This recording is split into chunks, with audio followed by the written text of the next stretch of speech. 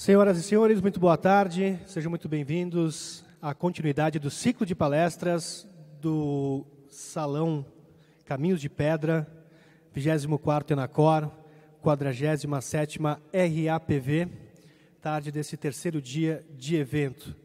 Dando continuidade, então, aos trabalhos dessa tarde, convidamos para que venha ao palco o presidente da mesa, Luciano Faustino, do DAER do Rio Grande do Sul, e como secretário da mesa, Nelson Varga, do DENIT.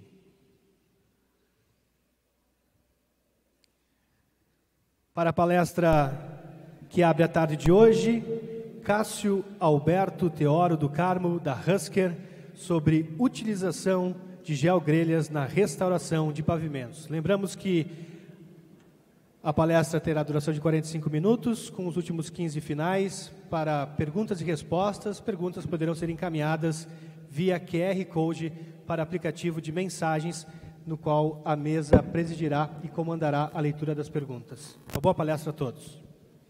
Boa tarde, pessoal. Novamente, uma satisfação poder estar aqui com vocês no nosso 24º Enacor, a 47ª RAPV. Estamos nessa tarde, então, com a palestra Utilização de Geogrelhas na Restauração de Pavimentos, que será aqui ministrada pelo nosso amigo Cássio Alberto Teoro do Carmo, da Husker. E não é porque ele está aqui do meu lado, mas a gente está aqui junto com um dos caras que mais entendem do assunto no nosso país, que tem uma experiência bárbara nesse sentido. Então, pode ter certeza que vocês vão aprender bastante aqui e sairão com mais conhecimento nessa área que a gente precisa tanto de entender e trazer essas tecnologias para os nossos pavimentos. O Cássio, eu vou ler aqui o currículo dele, ele é engenheiro civil formado pela Universidade de Uberaba, em Minas Gerais, em 1994, mestre em Engenharia de Transportes pela Escola de Engenharia de São Carlos, em 98, título da dissertação, a avaliação do módulo de resiliência através de ensaios triaxiais dinâmicos de 2 solos compactados e sua estimativa a partir de ensaios rotineiros, com MBA em Gestão Empresarial pela Fundação Getúlio Vargas em 2005, doutor em Engenharia Civil pela Universidade de Viçosa, de Minas Gerais. Em 2019, título da tese, Estudo do comportamento mecânico de misturas asfálticas a quente, com diferentes faixas granulométricas e métodos de compactação com e sem geogrelhas. Também é coautor do Manual Básico de Engenharia Ferroviária e autor de vários artigos sobre a utilização de geossintéticos em obras de infraestrutura rodoviária. Coordenador técnico comercial da Husker Limitada desde 2006, empresa de geossintéticos com atuação em todo o continente sul-americano, responsável pela área de pavimentação, diretor, vice-presidente da Associação Brasileira de Pavimentação, ABPV, na gestão 2019 a 2022. Cássio, boa palestra. Obrigado, doutor.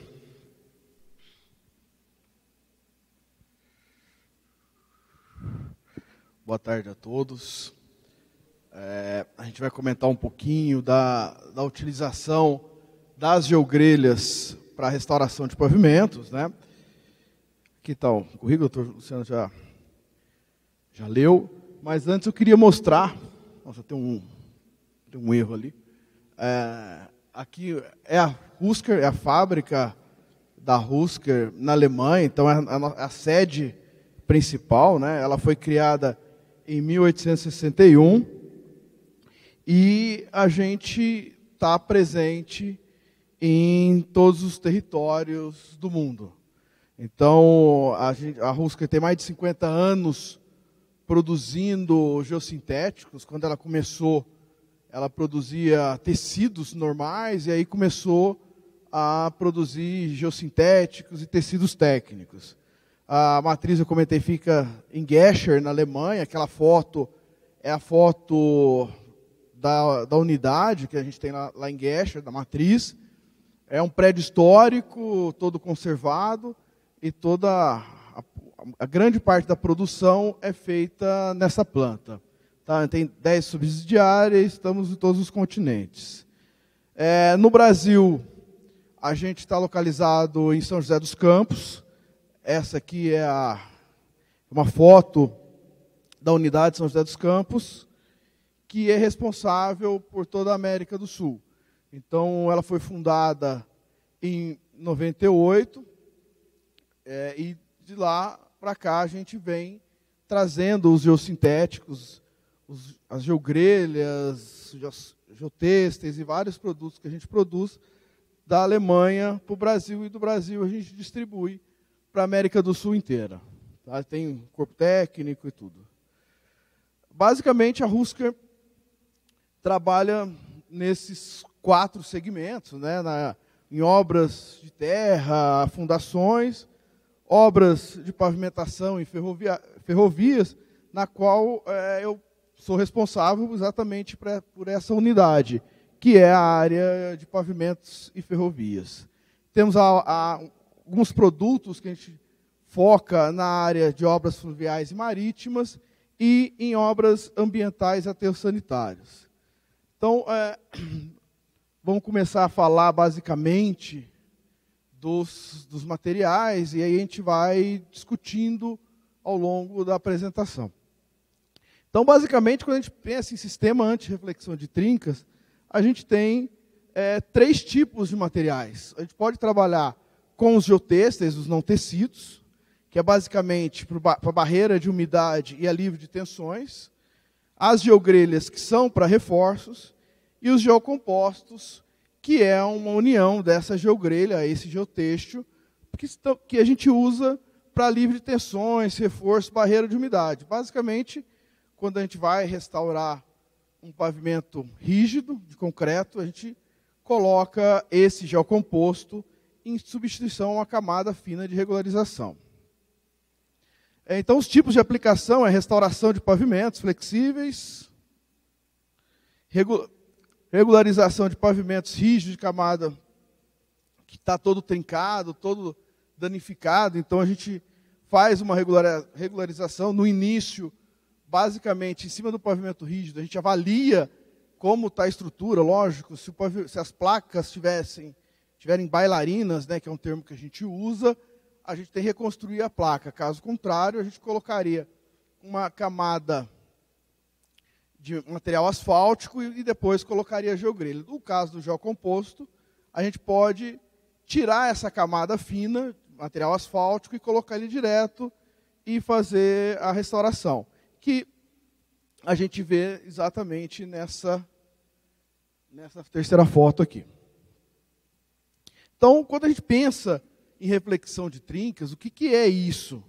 Tá? Então, as reflexões de trincas são provenientes de camadas asfálticas inferiores e de outras camadas subjacentes. A gente pode ter trincamento proveniente de camadas cimentadas. Às vezes a gente tem um processo de camada cimentada, de formação de trincas, né, por fadiga ao longo do tempo, e essas trincas propagam para a camada superior.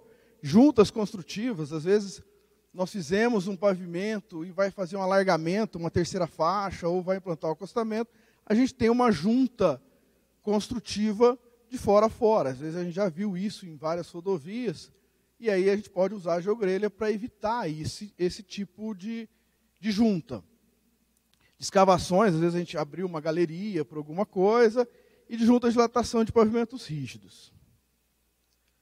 Basicamente, quando a gente pensa numa restauração de um pavimento convencional, a gente tem o pavimento todo trincado, aí é feito uma fresagem e coloca a nova camada asfáltica. O que acontece com o passar do tempo, que essas trincas que existentes na camada inferior, elas começam a trabalhar devido a carregamento cíclico, né? Então eu faço uma carga vertical e ela abre, e esse processo de carga e descarga provoca a propagação das juntas, né, dessas trincas. Então, ou por efeito climático, ou por efeitos de tráfego. Então, a gente vê ela movimentando, e aí eu tenho a trinca se propagando. Tá? Então, nem sempre é possível fresar com profundidade suficiente, porque às vezes é interessante eu tirar toda a camada, mas nem sempre isso é possível. Tá? Então, a gente tem alguns casos aqui, algumas fotos, que a gente vê exatamente esse problema de reflexão, né? Tanto pavimentos rígidos, em situações de fadiga. Então, a gente tem que entender o problema, quando a gente vai pensar num reforço. Alguns fatos sobre reflexão de trinca. Trinca por reflexão são as principais causas de insucesso, né, deficiência em pavimentos restaurados. Dependendo da abertura dessa trinca, dessa fissura, essa trinca pode se propagar entre 1 e 2,5 centímetros por ano. Então, às vezes, a gente avalia, mas o pavimento não durou o que tinha que durar, é por uma questão dessas. As primeiras trincas de reflexão poderão aparecer entre 1,5 e 4 anos, tá? Principalmente com recapeamento de 4 centímetros, e, portanto, restaurar a reflexão de trinca está diretamente ligada ao sucesso e durabilidade da restauração realizada. Quando a gente já pensa em utilização de uma geogrelha do Ratelite, o processo é similar. Então, o que a gente faz é fresagem, faz uma pintura de ligação, o Ratelite e a nova camada asfáltica. O que acontece é que, devido ao tráfego, a passagem do tráfego e temperatura, o Ratelite vai absorver essas tensões de movimentações horizontais, que é uma armadura que está acontecendo, e não vai deixar essa trinca se propagar.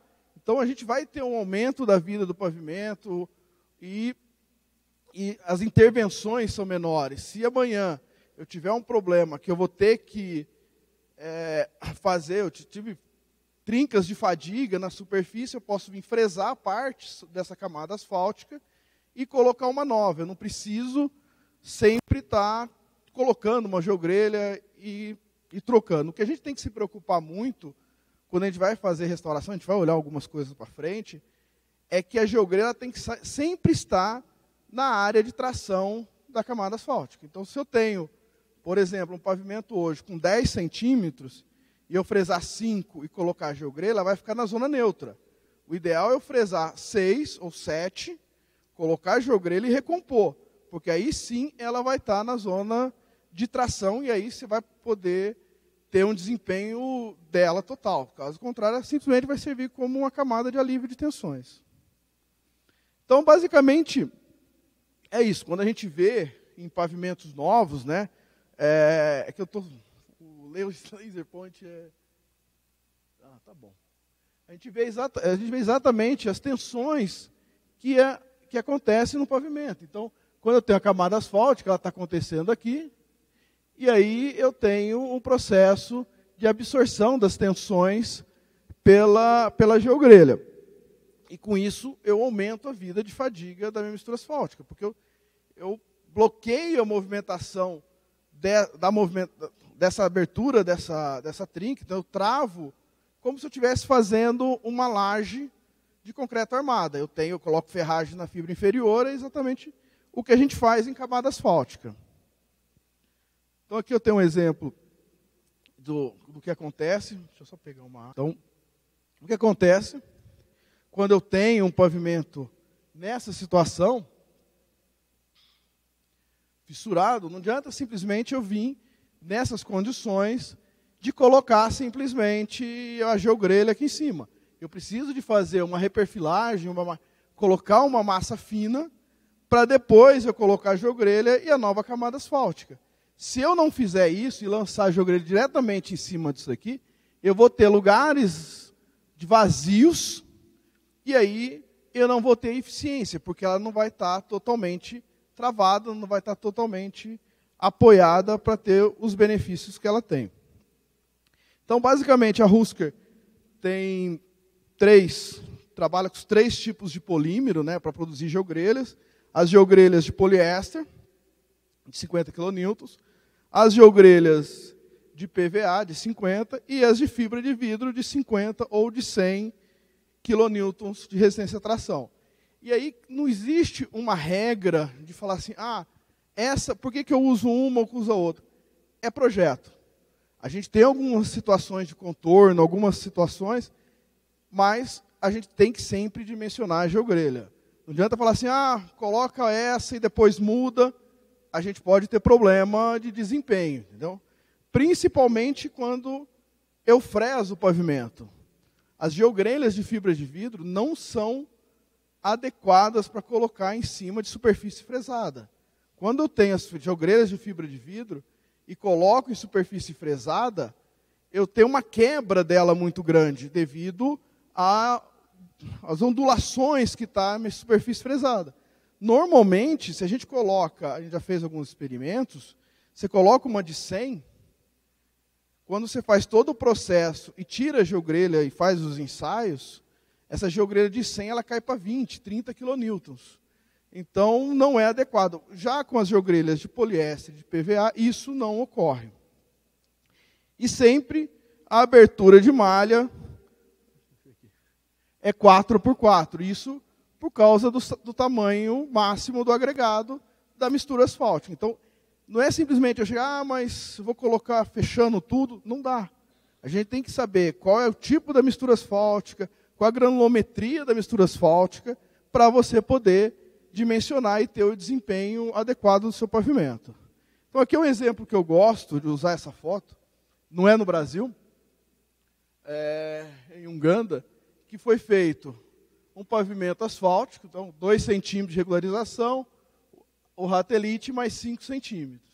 E aqui 7 centímetros sem ratelite. Então a gente vê que com 2 anos, o trincamento já havia se propagado todo para a camada superior. Ao passo que no trecho com o ratelite, isso não havia acontecido. Então, algumas vantagens de se utilizar. Retardamento de até 4 vezes do trincamento por reflexão. Redução de custo de conservação. Então, se eu não tenho que ficar fresando e conservando, eu aumento, eu diminuo o custo, né, porque não tem intervenções.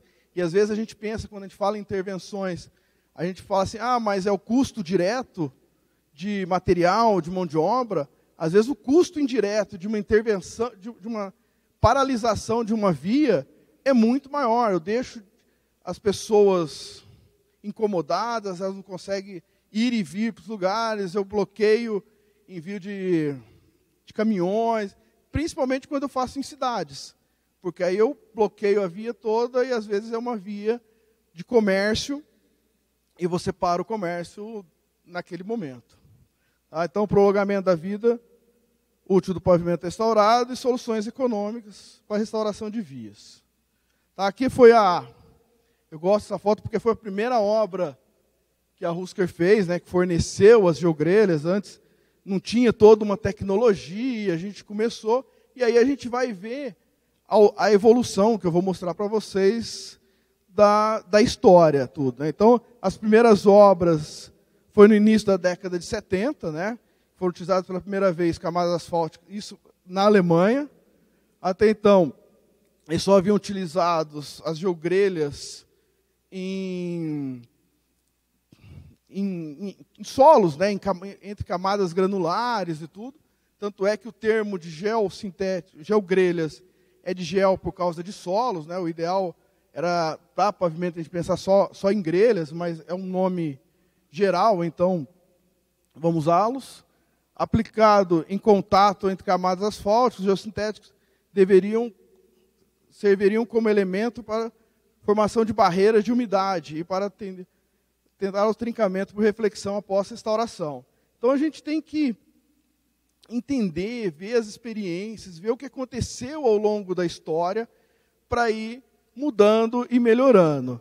Então, no início de 71, a gente tinha um sistema aqui para segurar a geogrelha, para travar, para ela não movimentar. Então, a gente era trabalhoso, não era um negócio simples.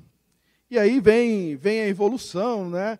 Geogrelha de reforço asfáltico, geogrelha a reforço. Então, essa evolução ao longo do tempo é importante. E as primeiras grelhas que a Husker produziu e utilizou entre camadas asfálticas,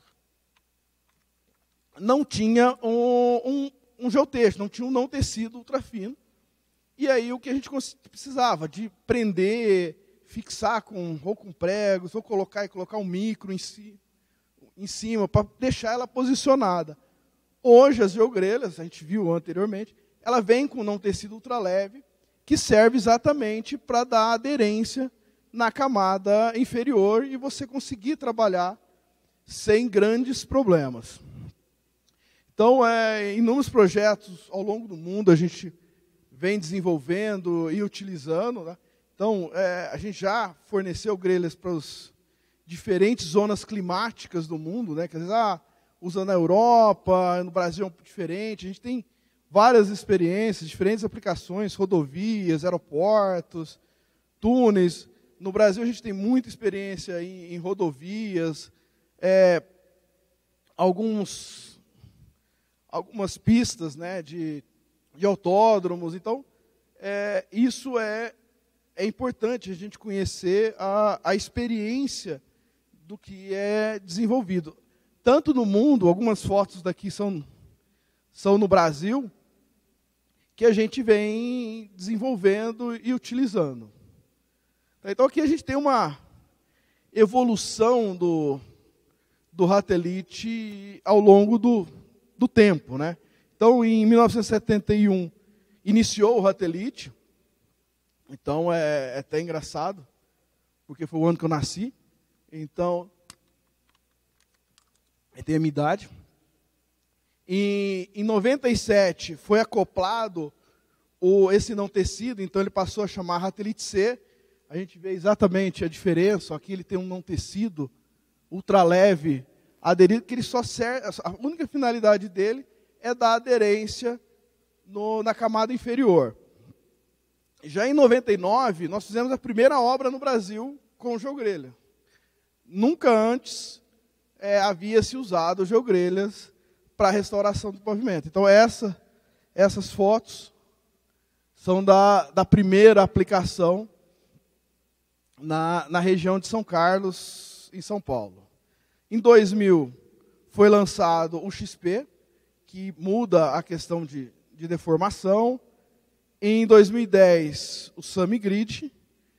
Em 2013, o Ratelite BL, que a gente usa muito para fazer juntas, principalmente onde eu tenho encontro de pavimentos com obras de arte. Então, tem aquele ponto, somente quando as obras de arte, as antigas, né, hoje a gente não faz muito isso, de colocar camada asfáltica, né?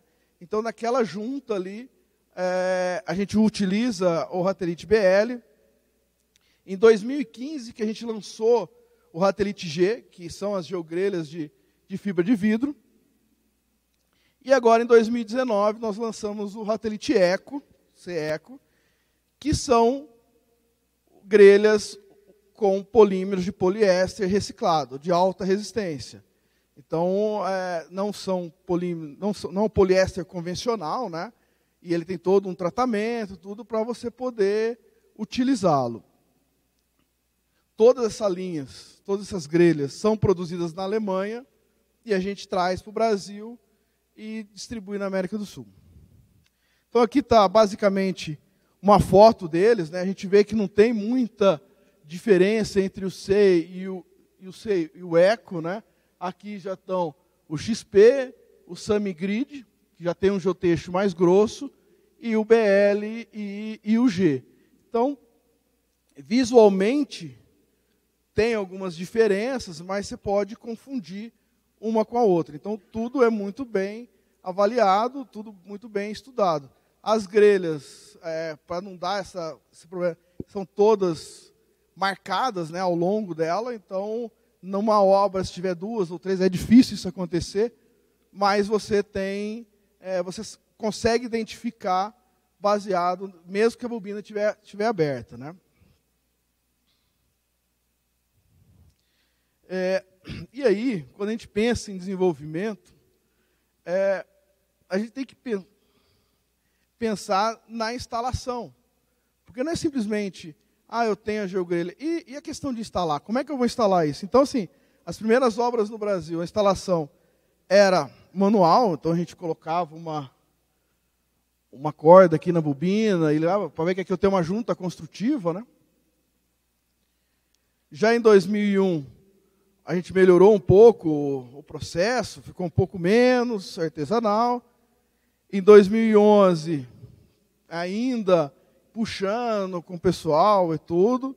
2013, a gente já tentou em algumas obras fazer algumas coisas de tentar automatizar ou facilitar a instalação, né, porque não é fácil você ter um monte de gente, mas a gente acabou ainda ficando manual e a gente vê a quantidade de pessoas necessárias para poder esticar.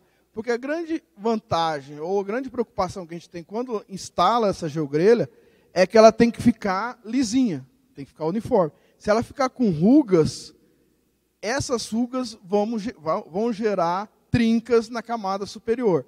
Então, uma coisa que a gente tem que nos preocupar.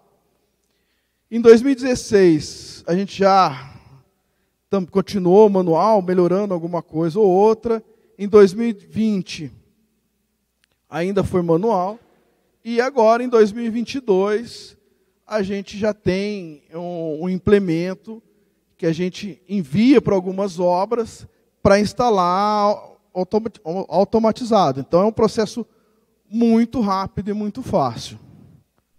Tá, aqui a gente vê instalando, então, tanto eu posso trabalhar, é a mesma obra.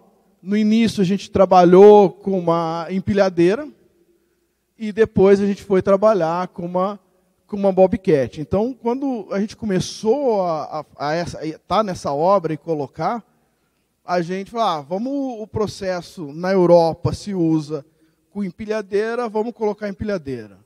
Aí depois, a gente, será que dá para acoplar numa bobcat, que a gente tem uma bobcat aqui do lado? Aí a gente testou, deu, e o que a gente fazia era deixar algumas bobinas na posição, só exatamente no local para trocar. Então, essas duas pessoas que a gente vê aqui do lado, a única finalidade dela é chegar lá e trocar a bobina. E aí tem todo um sistema que você vai mecanizado, né, para você tirar a bobina, encaixar a nova.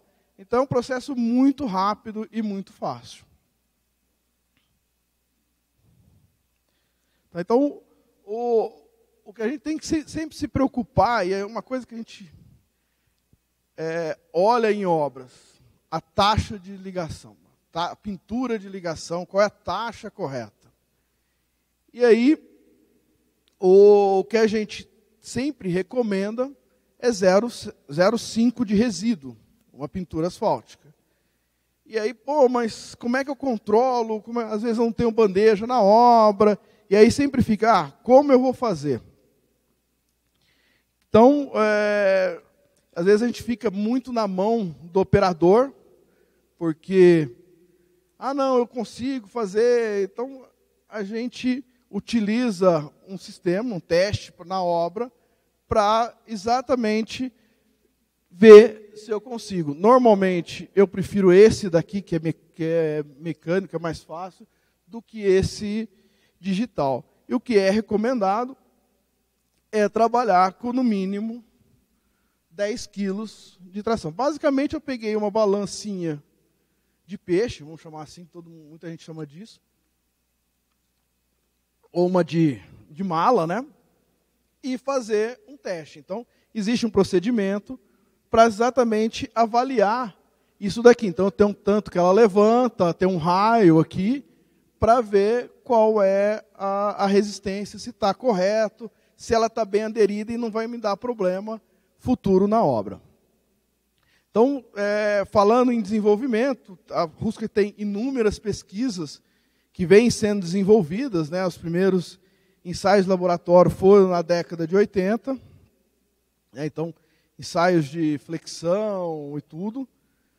Algumas outras em 2017, que a gente avaliou diferentes tipos de geogrelhas também. A gente pode ver aqui os ensaios. Essa é uma pesquisa importante em 99, que avaliou exatamente a eficiência das geogrelhas, né? Atenção, a flexão. No Brasil, uma das primeiras pesquisas foi a do Montestruc, em 2002, que avaliou no ITA exatamente o fator de eficiência da geogrelha. Algumas outras, né, que vêm, sempre procurando entender o comportamento da mistura asfáltica com a geogrelha. E aí, uma coisa que sempre me incomodou e que a gente sempre olha nas pesquisas que vem, eu tenho um fator de eficiência, um fator de efetividade. Então, eu multiplico por 2, por 3, 1,5, algumas coisas assim.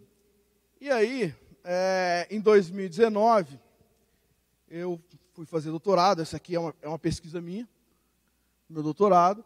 E aí, a gente já está num processo que vem pelo DENIT com o Medina. E aí, como é que a gente incorpora a geogrelha, tenta entender. Porque vários projetos dizem, mas como é que eu incorporo a geogrelha numa análise mecanística? Como é que eu avalio tensão-deformação? E aí, no meu doutorado, aí eu teve essa pesquisa aqui que foi de mestrado, que foi parte do meu doutorado, né, da Jéssica, e que a gente moldou corpos de prova, tanto Marshall como SuperPave, com a incorporação da geogrelha, para exatamente verificar as curvas de fadiga, módulo, fadiga, deformação permanente, vários os parâmetros que se usa, qual o efeito que essa geogrelha teria dentro do corpo de prova. E aí a gente chegou em equações de fadiga, né, para determinar com e sem a incorporação de geogrelha. No meu doutorado, a gente quis mudar um pouquinho, eu trabalhei com todas as grelhas, né, as 3 grelhas, tanto Marshall como SuperPave. Só que aí a gente, como é uma pesquisa, a gente pensou, mas qual é o comportamento da geogrelha na interface binder-capa? Então, esses corpos de prova que nós moldamos em laboratório, metade era faixa B e metade era faixa C. Inicialmente, a ideia era sacar fazer um trecho experimental e sacar os corpos de prova, mas como a gente não conseguiu, nós partimos para fazer isso em laboratório. Então, a gente gerou as curvas de fadiga das misturas asfálticas. E aí, consequentemente, a gente consegue calcular em qualquer modelo que avalia tensão-deformação, pegar as tensões e jogar dentro da minha curva de fadiga. Aqui a gente vê só um exemplo de um corpo de prova, né? Aqui a gente tinha um corpo de prova sem geogrelha, fazendo ensaio, já ele estoura total, e aqui ele é um corpo de prova que ele já estava totalmente destruído e ele não separava, como aconteceu sem o reforço. E aqui está o corpo de prova que nós fizemos. Então eu tinha uma faixa C aqui e uma faixa B aqui, e a geogrelha nessa posição. Existem várias normas internacionais. Isso não é assim, como é que eu coloco? Existem procedimentos, existem normas que podem ser consultadas e serem avaliadas, estudadas, para a utilização dessas geogrelhas para restauração de pavimentos. E uma coisa que a gente avalia, e eu comentei inicialmente, a questão de dano de instalação, é exatamente isso. Existe um procedimento, uma norma, para a gente avaliar o dano de instalação. Porque quando eu coloco a minha geogrelha, em cima dela eu vou entrar com equipamento. Eu vou andar com caminhões, eu vou andar com esteira da cavadora. Então, eu tenho um processo de compactação dessa mistura asfáltica que pode danificar. Então, eu tenho que avaliar. Se eu tenho uma estrutura fresada, eu tenho uma situação de dano. Se eu tenho uma superfície lisa, eu tenho uma outra situação. Então, são premissas de projeto que têm que serem avaliadas. Então, espessura mínima.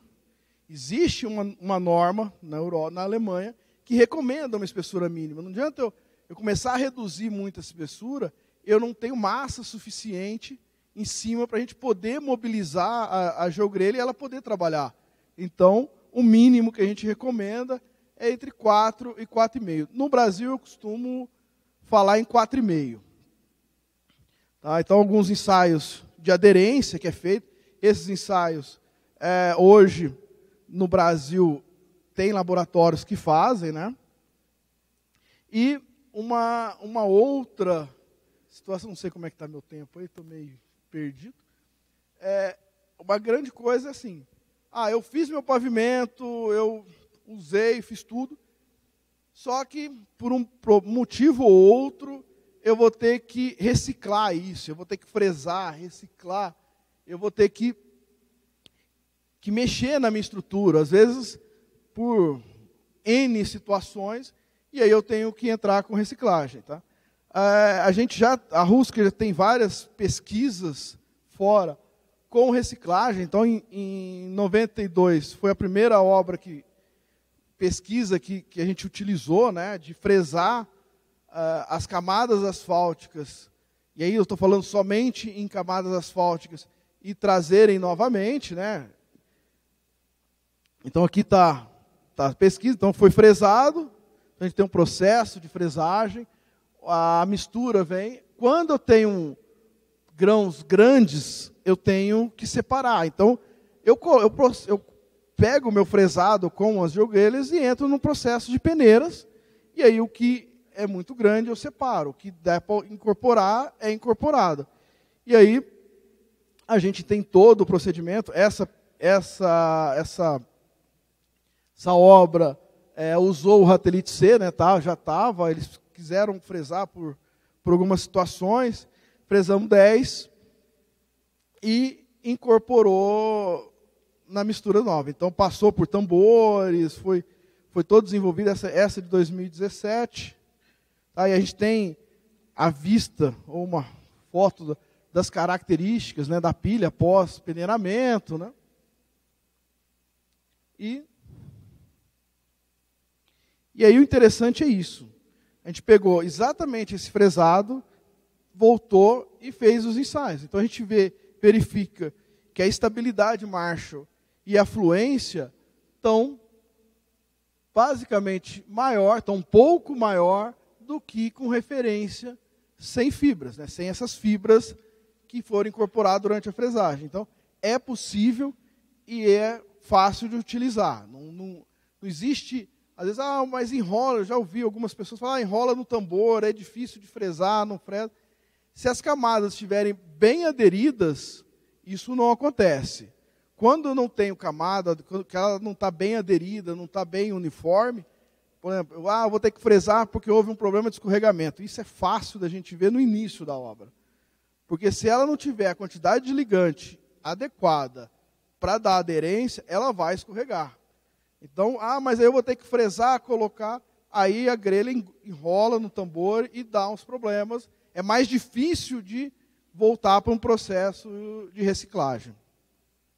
Então, algumas obras de referência no Brasil, essa eu falo que eu gosto, porque a primeira obra feita no Brasil, em 99, aqui já é na região de Pernambuco, né, em Recife, entre 2000 e 2002.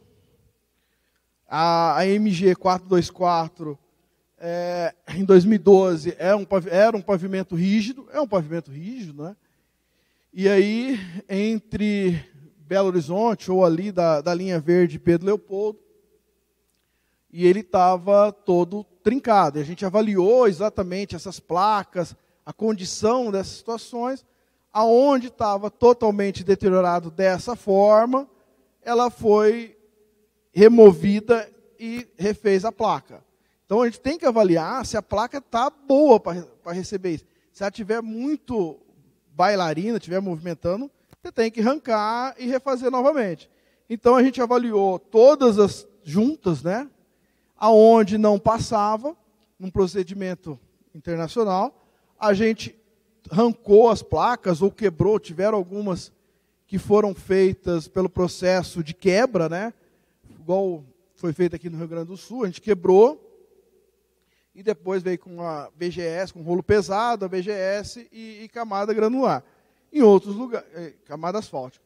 Em outros lugares que era possível, principalmente na pista sentido Pedro Leopoldo, a gente colocou o Ratelite, a gente fresou essa camada asfáltica existente, colocou uma camada de binder, e aí o curioso foi que de 24 horas mais ou menos 24, 30 horas. As trincas, a gente enxergava exatamente as placas. Eu estava com 4 centímetros de camada asfáltica faixa B. E aí eu sabia exatamente onde estavam todas as fissuras das placas, a junta das placas, porque elas se refletiram todas. E aí colocamos o ratelite e mais 6 centímetros de asfalto polímero e perfeito. Eu tenho passado lá constantemente e o pavimento está em perfeito estado. Na pista interior capital, ela foi toda refeita, porque as placas estavam muito ruins, e aí a decisão de projeto foi removê-las, quebrá-las, então não dava para aproveitar as placas nesse sentido.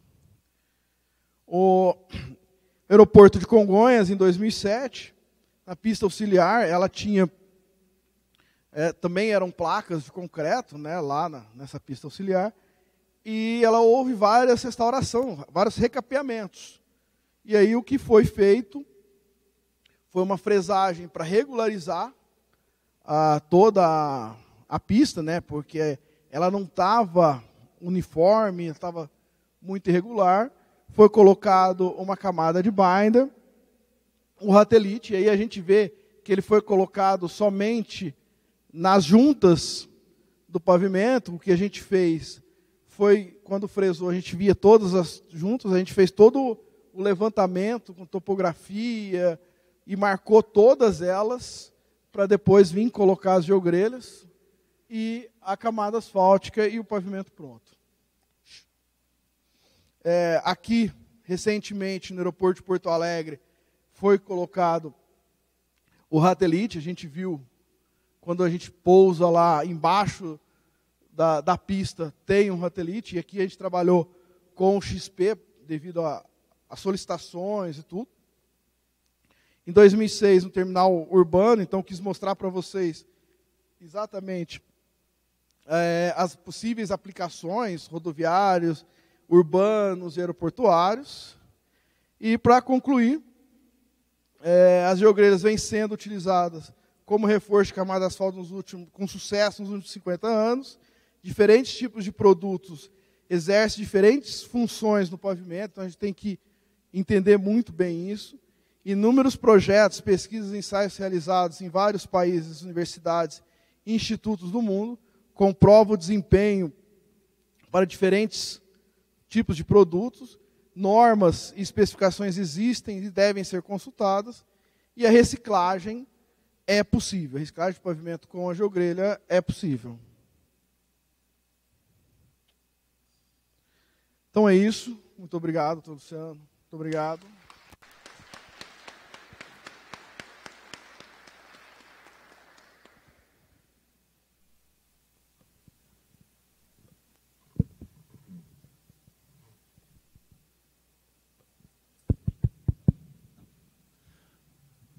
Obrigado, Cássio.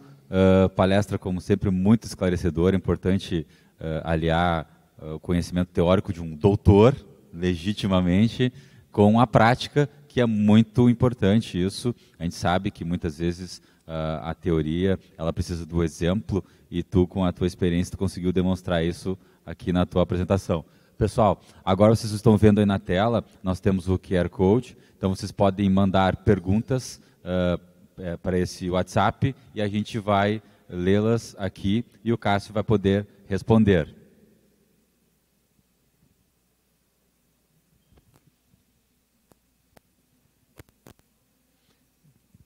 Destacando também, enquanto vocês verificam isso aí, daqui a pouquinho nós teremos aqui um coffee break, onde nós faremos a comemoração oficial, digamos assim, aqui no evento, do aniversário de 85 anos do Dyer, que se completa nesse dia. Já temos a primeira pergunta. Pergunta de Rodrigo Vasconcelos, da Copavel. Parabéns pela palestra, Cássio, muito enriquecedora. Você recomenda o salgamento de mistura asfáltica sobre a geogrelha para evitar o deslocamento da mesma pela esteira da acabadora quando da aplicação do revestimento asfáltico? Boa tarde, doutor Rodrigo. Não estou lhe vendo. Está aqui, doutor Rodrigo. Não, eu não recomendo, porque a grelha já vem com aquele não tecido, né, que protege de você passar com a acabadora e não arranca nem o pneu nem nada. Mas particularmente eu não gosto. Eu já vi alguns projetos que o pessoal salgou, mas eu acho que a gente acaba criando uma camada fria ali no meio. Então eu não recomendo. E para registro, aproveitar que o doutor Rodrigo está aqui, o projeto de 98 foi o doutor Rodrigo da Copavel, que eu mostrei ali o primeiro projeto no Brasil. Muito bom. Cássio, no caso de base cimentada, podes detalhar qual é o critério internacional para avaliar as juntas? Glicério, da Unesc. Professor Glicério, a gente tem aquele... Na verdade, a gente avalia com aquele crack activity meter, que é um procedimento de 2 LVDTs que a gente verifica a movimentação horizontal e vertical. Isso é usado muito para placa cimentada, né? Quando eu tenho base cimentada, é mais difícil usar isso, porque ela pode eu ter várias trincas em bloco, essas coisas. Então, o que eu gosto muito é fazer uma retroanálise do processo, entender se o pavimento, se a base está íntegra, e aí avaliar. Se eu tenho um problema estrutural, por exemplo, a base, por algum motivo, não está boa, o que indica uma reconstrução, aí o ideal é refazer tudo. Tá? Não sei se eu respondi sua pergunta, mas qualquer coisa a gente vai estar juntos para conversar. Cássio, sobre o uso de geogrelhas em camadas asfálticas, qual o efeito da temperatura nas propriedades mecânicas e desempenho das geogrelhas? Essas geogrelhas, elas resistem a 160, 170 graus. Então, não existe nenhum problema quanto à temperatura da camada asfáltica nas geogrelhas. Então, ela não degrada, não acontece nada, ela está inerte. Se eu tivesse misturas aí com 200 graus, 220, eu teria que me preocupar. Porque o ponto de amolecimento, por exemplo, do poliéster, que eu sei bem, está entre 180, se eu não estou enganado, acho que é isso. A do PVA eu não lembro e a da fibra de vidro eu também não sei responder para vocês. Certo. Só pergunta difícil aqui, Cássio, o pessoal está te testando. Pergunta da Giovana. É mais fácil a aplicação sobre o pavimento flexível do que pavimento de concreto? Não, basicamente é o mesmo procedimento. Tá? Em pavimento flexível eu tenho que avaliar se o pavimento está íntegro, porque às vezes a estrutura do pavimento, quando a gente faz todas as análises, se ela indicar deflexões altas, que indicam uma reconstrução, não tem jeito, não adianta. E uma coisa que quero deixar bem claro,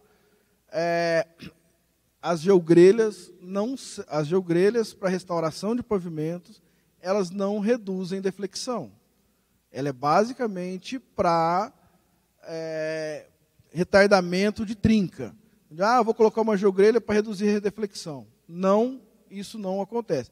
Às vezes, mas eu já vi que reduziu. Eu acho que é muito mais um erro ou uma variação do que foi usado, a viga, por exemplo, do que reduzir propriamente dito. No caso de pavimento rígido, o que eu preciso de entender é se as placas estão íntegras, se elas não estão bailarinas, ou seja, se elas não estão movimentando. Porque se eu tiver muita movimentação, a grelha não suporta e ela acaba rompendo. Então, eu preciso de saber exatamente quanto que essa junta de pavimento está abrindo horizontalmente como verticalmente. E aí existe um sistema, que é esse crack activity meter, que são basicamente 2 LVDTs, que você coloca nessa junta e mede exatamente essas movimentações horizontais e verticais. Certo. Outra pergunta interessante aqui. As pinturas de ligação na aplicação da geogrelha necessariamente precisam ser com emulsão polimerizada? Ian, da Compasa.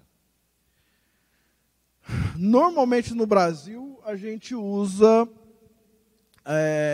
emulsões normais. Quem que é o Ian, da Compasa?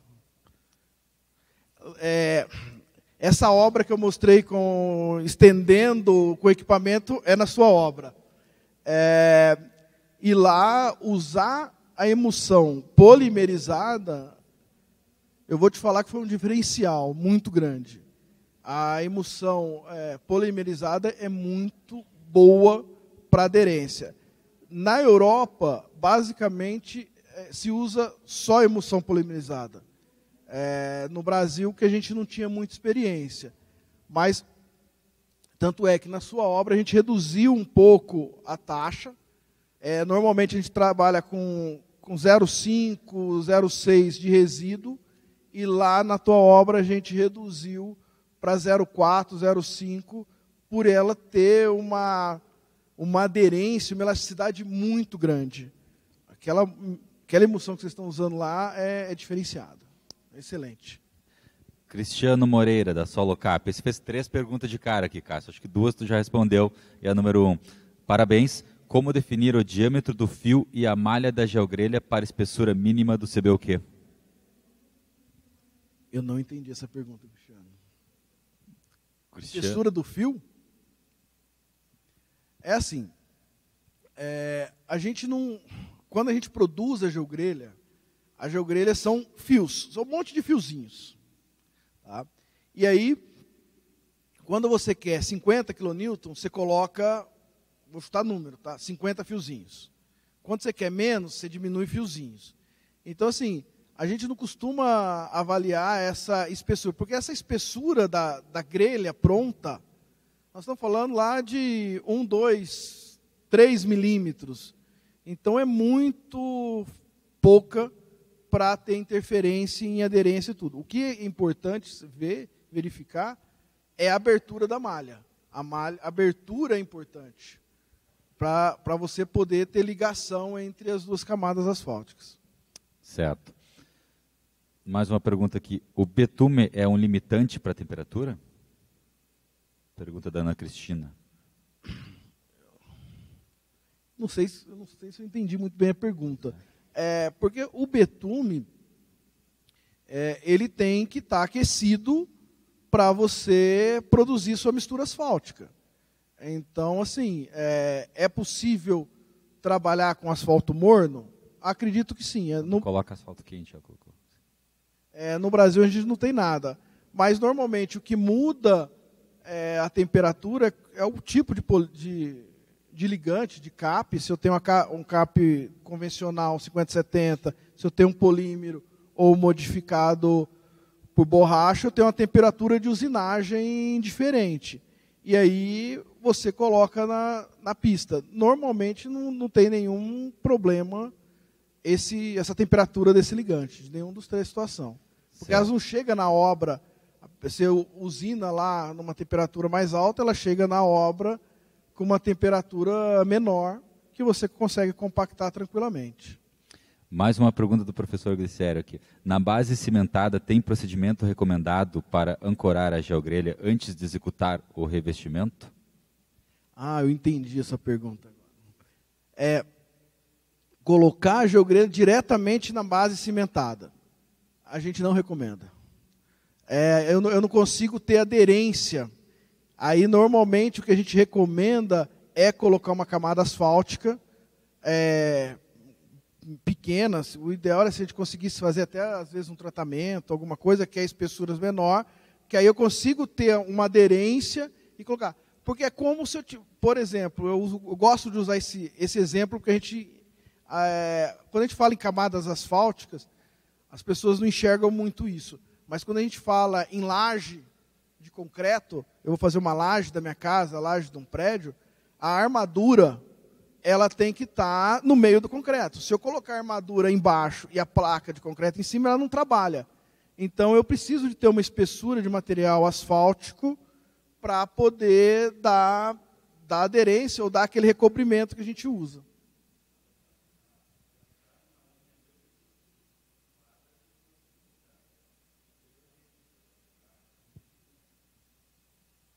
Mas, por exemplo, eu coloquei um tratamento, coloquei a geogrelha e coloquei mais 4 centímetros, 5 centímetros de camada asfáltica. Tá só... Oi?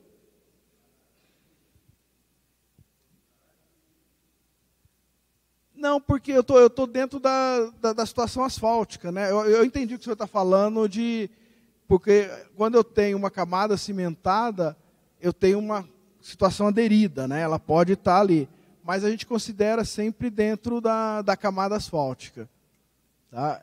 Eu nunca avaliei por esse lado, mas vamos avaliar juntos essa situação.